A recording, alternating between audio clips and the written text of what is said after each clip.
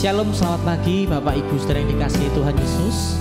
Mari pada pagi hari ini kita mengawali setiap aktivitas kita dengan kita mengucap syukur kepada Tuhan, karena anugerahnya senantiasa mempesona kehidupan kita. Terima kasih Tuhan. Tuhan, Kau sungguh besar, karyamu sungguh ajaib,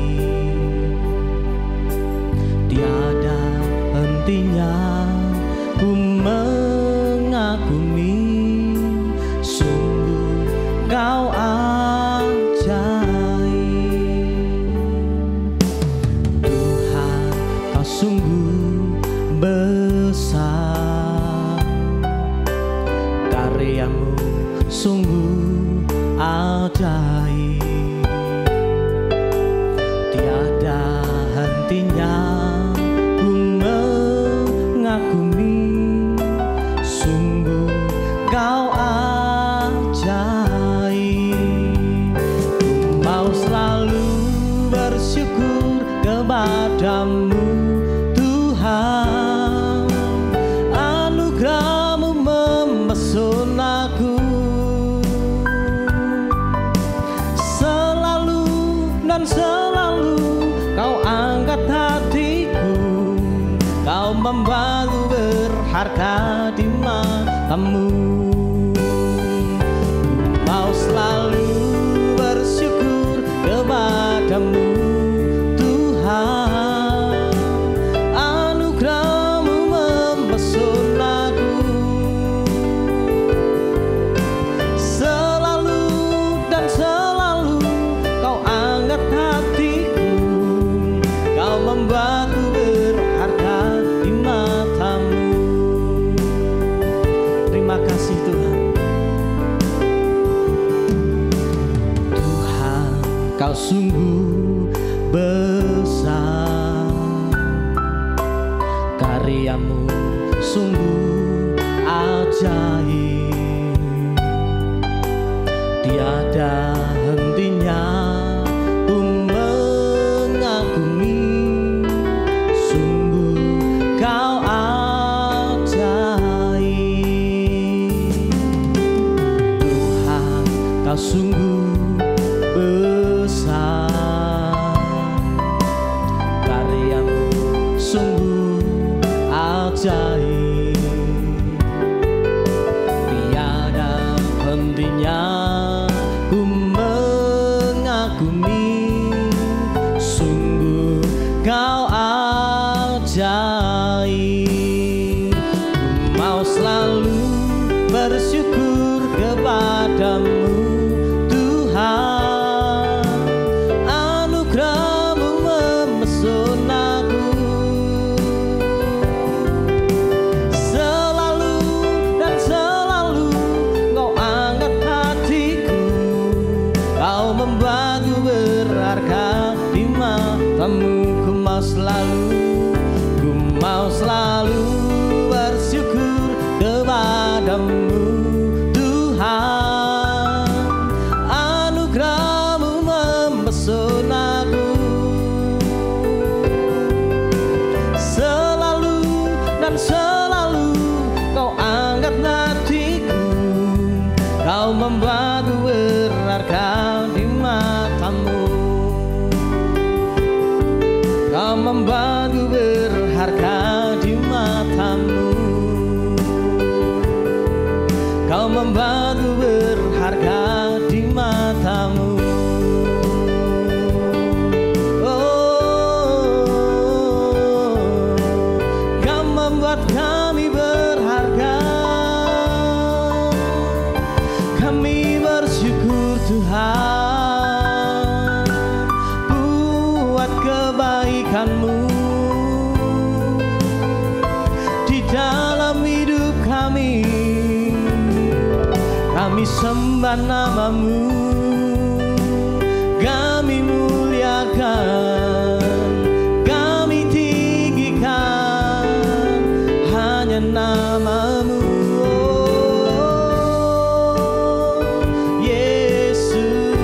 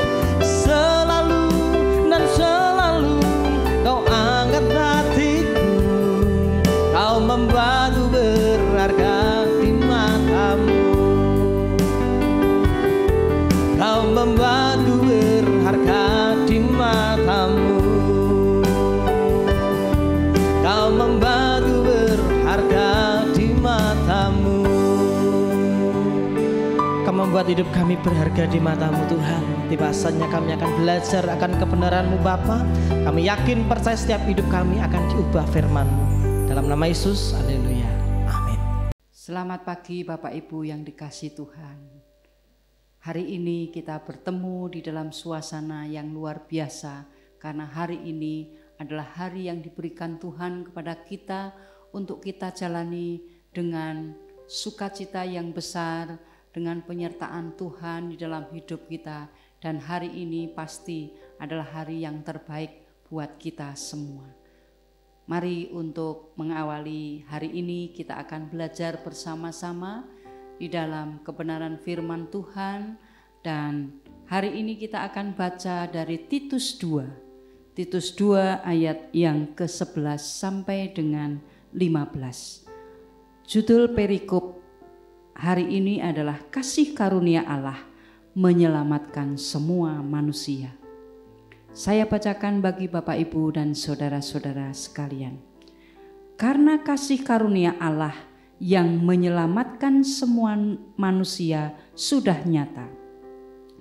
Ia mendidik kita supaya kita meninggalkan kefasikan dan keinginan-keinginan duniawi, dan supaya kita hidup bijaksana, adil, dan beribadah di dalam dunia ini sekarang ini, dengan menantikan penggenapan pengharapan kita yang penuh bahagia dan pernyataan kemuliaan Allah yang maha besar dan juru selamat kita Yesus Kristus, yang telah menyerahkan dirinya bagi kita dan membebaskan kita dari segala kejahatan, dan untuk mengkuduskan bagi dirinya suatu umat kepunyaannya sendiri yang rajin berbuat baik.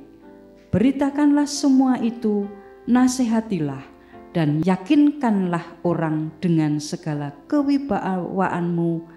Jangan ada orang yang menganggap engkau rendah. Bapak Ibu dan saudara-saudara yang dikasihi Tuhan, nanti bisa kita belajar dari perikop ini, kita ambil ayat demi ayat supaya kita memahami dengan benar apa yang dimaksud di dalam bacaan yang kita baca hari ini. Judul renungan pagi hari ini akan saya berikan judul yaitu kepunyaannya. Di sini adalah nya, adalah n-nya besar, artinya kepunyaan Tuhan. Dan kepunyaan itu merupakan kata ganti yang artinya kata ganti milik. Jadi kalau kepunyaannya itu bisa disebut yang namanya miliknya. Di sini adalah milik Tuhan. Bapak Ibu dan saudara-saudara yang dikasihi Tuhan, kita ini adalah kepunyaannya, miliknya, milik Tuhan. Jadi karena kita ini milik kepunyaan Tuhan, maka ada hal-hal khusus, ada pesan-pesan khusus. Melalui Titus 2 ayat 11 sampai 15 ini ada pesan khusus yang harus kita perhatikan. Yang pertama, bahwa kita menjadi kepunyaannya, kita itu ada sebuah panggilan khusus. Panggilan khusus karena hidup kita yang sudah diselamatkan. Kalau kita baca di dalam Titus 11 dan 12, karena kasih karunia Allah yang menyelamatkan semua manusia sudah nyata. Ia mendidik kita supaya kita meninggalkan kefasikan dan keinginan-keinginan duniawi, dan supaya kita hidup bijaksana, adil, dan beribadah di dalam dunia sekarang ini. Kasih karunia Allah itu sudah nyata. Dan kebaikan Tuhan itu bukan hanya sekedar gagasan atau keinginan sesaat, tetapi ini adalah merupakan hikmat Tuhan yang sempurna, sebuah rencana penebusan agung yang benar-benar terjadi di dalam hidup manusia. Di dalam Galatia 4 ayat yang keempat, tetapi setelah genap waktunya, maka Allah mengutus anaknya yang lahir dari seorang perempuan. Bapak Ibu, penampakan kasih karunia Allah adalah merupakan perwujudan kebaikan Allah yang terlihat di dalam kedatangan Yesus Kristus ke dunia. Bahkan di dalam kesaksian Yohanes, di dalam Yohanes 1 ayat yang ke-14 dikatakan, firman itu telah menjadi manusia dan diam di antara kita. Dan kita telah melihat kemuliaannya, yaitu kemuliaan yang diberikan kepadanya sebagai anak tunggal Bapa, penuh kasih karunia dan kebenaran. Allah sudah menunjukkan kasih karunia-Nya yang luar biasa dengan mengutus Kristus ke dunia untuk menyelamatkan umat-Nya. Hal ini adalah panggilan khusus untuk keselamatan. Dan kita harus memahami kasih karunia Tuhan. Keselamatan itu adalah keselamatan yang luar biasa. Dan hal ini kita bisa melihat bahwa kita ini dibawa untuk menerima tawaran keselamatan untuk semua. Bapak Ibu, kalau kita melihat di ayat yang ke-11, kasih karunia Allah yang menyelamatkan semua manusia sudah nyata. Jadi tawaran itu adalah untuk semua. Kita dapat mengatakan apakah kita ini terlalu baik. Kita tidak dapat mengatakan hal itu. Atau mungkin kita mengatakan kita ini terlalu jahat.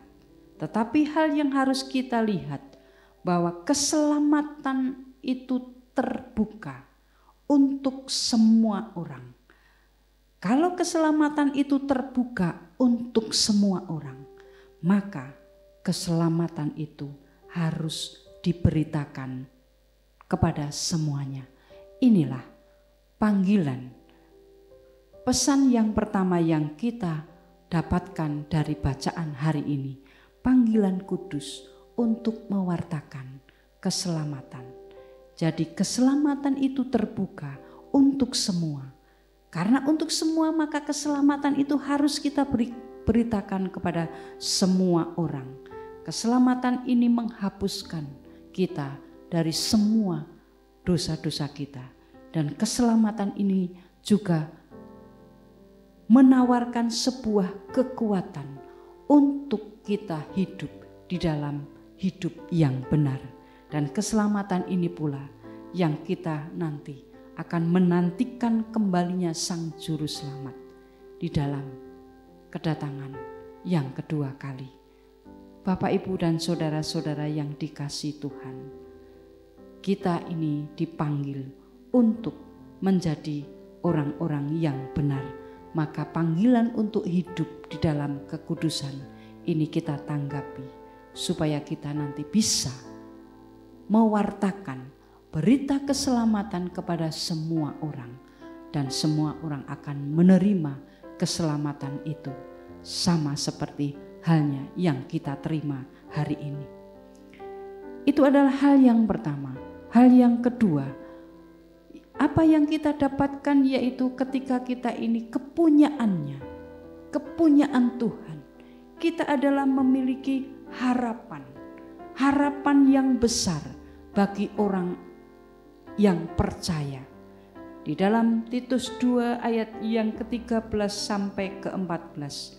Sementara kita menantikan penggenapan pengharapan kita yang penuh bahagia, yaitu pernyataan kemuliaan Allah yang maha besar dan Juru Selamat kita Yesus Kristus, yang telah menyatakan dirinya bagi kita untuk membebaskan kita dari segala kejahatan dan menguduskan bagi dirinya suatu umat kepunyaannya sendiri yang rajin berbuat baik. Harapan besar bagi orang percaya, bagi kepunyaannya, yaitu kita ini mendapatkan sebuah kebebasan. Itulah harapan besar. Kebebasan dalam hal ini yaitu adalah bentuk penebusan. Di mana penebusan itu adalah merupakan karya Tuhan di kayu salib. Kristus yang sudah menyerahkan dirinya untuk kita. Penebusan ini mengarahkan bahwa itulah pekerjaan Kristus, yang ini merupakan hal yang kita terima, karena dengan penebusan itu kita ini adalah orang-orang yang sudah dibebaskan. Kemudian dari menebus itu adalah apa yang dilakukan oleh Tuhan Yesus, yaitu menebus. Arti kata lain yang secara sederhana adalah kita ini sudah dibeli. Artinya kita ini sudah ditebus. Menebus berbicara merupakan tindakan bagaimana kita ini adalah orang-orang yang sudah berdosa. Kemudian tindakan Tuhan Yesus adalah menebus kita. Siapa yang ditebus? Yaitu orang-orang yang ditebus ini adalah orang-orang yang percaya kita ini menjadi kepunyaannya. Oleh karena itu, harapan yang terbesar bagi orang percaya adalah sebuah pembebasan, penebusan di dalam kehidupan kita. Itu hal yang kedua yang dapat kita pelajari dari Titus 2 ayat 13 sampai 14. Hal yang berikutnya dari Titus 2 ayat yang ke-15. Di sana dikatakan, beritakanlah semua itu, nasihatilah dan yakinlah dengan segala kewibawaanmu. Janganlah ada orang yang menganggap engkau rendah. Beritakanlah semua itu, nasihatilah dan yakinkanlah.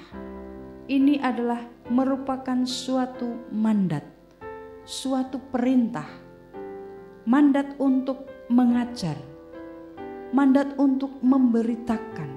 Dan ini kita tanggapi sebagai tanggung jawab orang-orang kepunyaannya, orang-orang yang percaya kepada Tuhan, yang sudah menjadi miliknya. Kita diberikan sebuah mandat untuk memberitakan, menasehati, meyakinkan orang. Dengan apa? Dengan kuasa yang sudah diberikan oleh Tuhan di dalam hidup kita, melalui Roh Kudus yang sudah ditetapkan di dalam hidup kita. Kita terima mandat yang diberikan Tuhan untuk memberitakan, menasehati, meyakinkan orang bahwa hidup di dalam Kristus adalah hidup yang penuh dengan sukacita, dengan harapan, dan ada di sana keyakinan. Dan hal itu sudah diberikan oleh Tuhan di dalam hidup kita. Ada hal yang harus kita lakukan. Ketika kita ini terima yang namanya mandat Tuhan, kita adalah para pelaku-pelaku firman yang tidak hanya menerima firman setiap saat kita mendengarkan, tetapi menjadi pelaku-pelaku firman, menyatakan bahwa kebenaran itu harus diberitakan. Maka kita harus yang namanya mengajarkan, memberitakan kebenaran kerajaan Allah. Dan di situ kita juga harus memiliki hal yang lain. Bagaimana kita mendorong, membujuk, ataupun menasihati orang lain supaya juga ada sebuah kepercayaan. Di sanalah kita dipakai oleh Tuhan untuk menerima mandat itu. Kemudian juga kita diberikan kuasa untuk menegur mereka yang sudah mulai menyimpang di dalam jalan Tuhan. Maka kita terima mandat itu dengan penuh, karena Roh Kudus akan memberikan kemampuan di dalam hidup kita. Bapak, Ibu, dan saudara-saudara yang dikasihi Tuhan, kalau kita membaca dari perikop ini, memang kasih karunia Tuhan ada di dalam hidup kita, ini menyelamatkan kita. Dan keselamatan itu bukan hanya bayangan, tetapi keselamatan itu sudah nyata dan dinyatakan di dalam penebusan Tuhan atas hidup kita. Karya Kristus itulah menjadi hal yang nyata, keselamatan yang kita terima. Melalui itu semua kita menjadi kepunyaannya. Kalau kita menjadi kepunyaannya, maka 3 hal itu harus kita terima dan kita yakini bahwa kita ini memiliki sebuah panggilan kudus. Bagaimana kita menanggapi untuk mewartakan yang namanya berita keselamatan itu kepada semua orang, agar keselamatan itu yang sudah nyata di dalam hidup kita kembali kita nyatakan kepada orang lain. Dan kita juga memiliki pengharapan yang besar di dalam hidup kita. Kalau kita memiliki pengharapan yang besar, tidak ada yang namanya keraguan-raguan, tidak ada namanya kekhawatiran. Karena hidup kita itu sudah ditanggung di dalam Dia, kita menjadi kepunyaannya. Kita sudah ada jaminan di dalam Dia, di dalam Kristus Yesus. Kita ingat, hal yang ketiga yang harus kita ingat adalah kita ini diberi tanggung jawab sebagai orang-orang kepunyaannya, orang-orang percaya yang sudah diselamatkan. Mari kita ambil sebuah tanggung jawab merupakan panggilan khusus di dalam hidupnya, di dalam hidup kita. Di dalam hidup kita, kita terima panggilan itu melalui kehidupan kita sehari-hari. Bagaimana kita menyatakan kasih itu kepada orang lain. Dan panggilan itu menuntut kita untuk menerima kebenaran, menerima keselamatan dari Tuhan yang kita nyatakan di dalam hidup sehari-hari menjadi sebuah tindakan nyata, sehingga sinar kemuliaan yang ada dari Tuhan itu terpancar melalui hidup kita. Dan harapan yang besar itu adalah harapan untuk menyatakan kemuliaan Allah yang sudah dinyatakan di dalam hidup kita. Kita kembali melalui Roh Kudus, kita dimampukan untuk membawa yang namanya hidup kita yang sudah menjadi kepunyaan Tuhan ini untuk memuliakan Dia. Bapak, Ibu, dan saudara-saudara yang dikasihi Tuhan, yakinlah dan nyatakanlah di dalam hidup kita sekalian bahwa kita ini adalah kepunyaannya. Kalau kita menjadi kepunyaan Tuhan, kita akan diperlengkapi dengan kekuatan, dengan kuasa untuk menyatakan bahwa Tuhan ada di dalam hidup kita, nyata di dalam hidup kita. Kita semakin hari di bawah, semakin menyatakan kemuliaan Tuhan. Selamat memasuki hari ini, dan mari kita orang-orang yang menjadi kepunyaannya mewartakan kasih setia Tuhan, penyelamatan Tuhan, harapan di dalam Tuhan, di dalam hidup kita. Selamat pagi, Tuhan Yesus memberkati. Amin.